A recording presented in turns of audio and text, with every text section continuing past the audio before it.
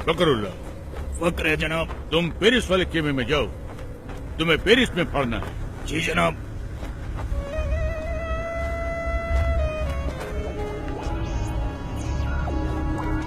फकरुल्लाह। फकर है जनाब। तुम अमेरिका वाले खेमे में जाओ, तुमको अमेरिका में पढ़ना है। जनाब। फखरुल्लाह। फखर है जनाब।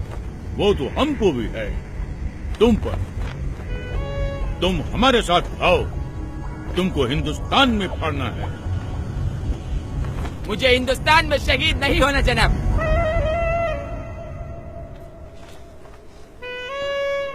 वहाँ पहले बहुत आतंक है, एक साथ 2 बम फट जाए तो दूसरे की खबर वही दबा देते, ताकि जनता में अखरोट पैदा न हो। अखरोट नहीं बेवकूफ,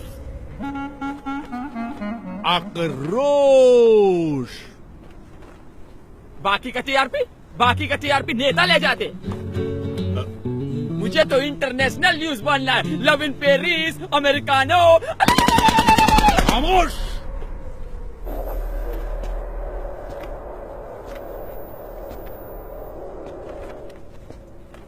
बदअक्ल, बदशक्ल, बेवकूफ, नामाकूल, गुस्ताख।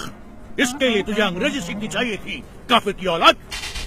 अब तुम 2 ही जगह पढ़ सकता है, या पाकिस्तान या हिंदुस्तान। हिंदुस्तान जनाब। अल्लाह, सुभान अल्लाह, बरकतुल्लाह, इंतामुल हक, अल्लाह, ओस्मा बिन लादेन, अल्लाह। आओ मेरे साथ।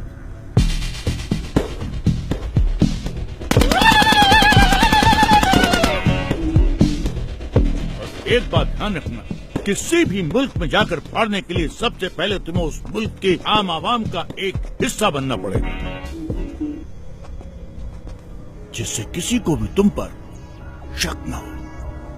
इसलिए सबसे पहले मैं तुम्हें एक सच्चे हिंदुस्तानी जैसा बनाऊंगा, और सच्चे हिंदुस्तानी जैसा बनने के लिए तुम्हें हिंदुस्तान की तवारीख यानी कि हिस्ट्री और वहां की रवायत जाननी होगी, और वो तुम्हें मैं न नहीं बताऊंगा, ये बताएगा।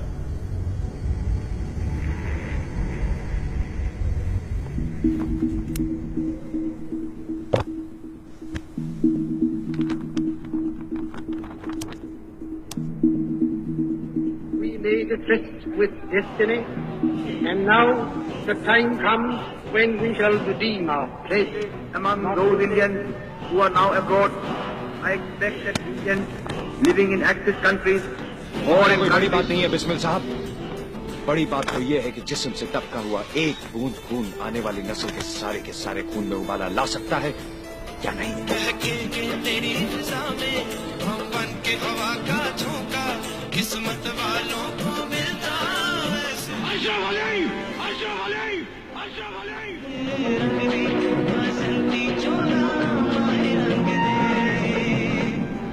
लेकिन हमारा हिंदुस्तान जिंदाबाद था, जिंदाबाद है और जिंदाबाद रहेगा। हिंदुस्तान जिंदाबाद। देखा जाए बर्बादियों का समा, ईश्वर या अल्लाह ये पुकार सुन ले, ईश्वर या अल्लाह हे दाता।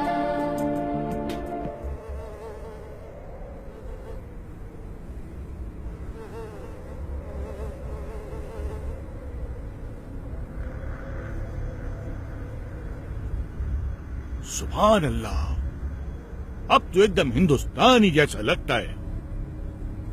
कैसा महसूस होता है? एकदम इंसान जैसा।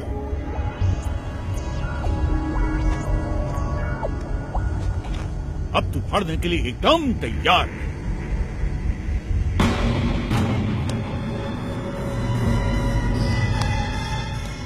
जाओ, अब फाड़ दो इसको।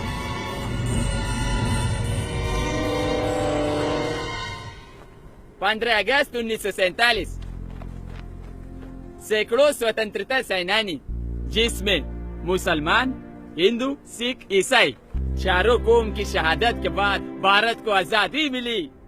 एक ही तिरंगे के नीचे खड़ा होकर हम सब ने मिलकर भारत का संविधान बनाया, जिसमें जितना अधिकार एक हिंदू को दिया, उतना ही अधिकार एक मुसलमान को, और उतना ही एक सिख और उतना ही एक ईसाई को दिया। एक ऐसा देश जो हर मजहब को जानता हो, पहचानता हो, अपना मानता हो। ऐसा देश जहाँ पर हिंदू के मंदिर की घंटियों के साथ अजान मिलकर पूरे हिंदुस्तान को एकता का पाठ पढ़ाती हो। ऐसे देश पे कोई कैसे बम फाड़ सकता है? एक ऐसा देश जहाँ पर हिंदू और मुसलमान दोनों फांसी के तख्ते पर चढ़ गए हो, झूल गए हो।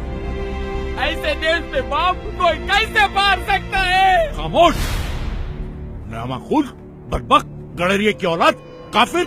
वापस तो हमारा बाप हम खुद फाड़ देगा, हम खुद फोड़ेगा इसको। अरे हाँ, छोड़ दो इसको।